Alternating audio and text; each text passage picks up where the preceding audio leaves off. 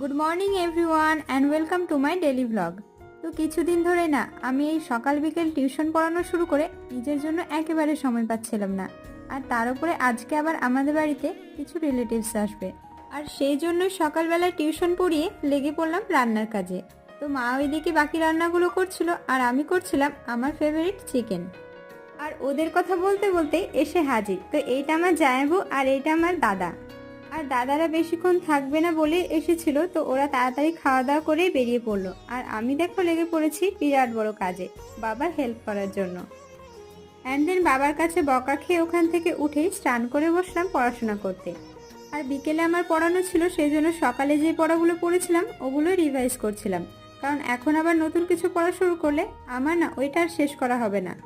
আর tuition পড়াতে গিয়ে আমার স্টুডেন্টের অবস্থা দেখো, ওর দাঁত নড়ছিল আর আমাকে বলছিল এইটা ভিডিও করতে।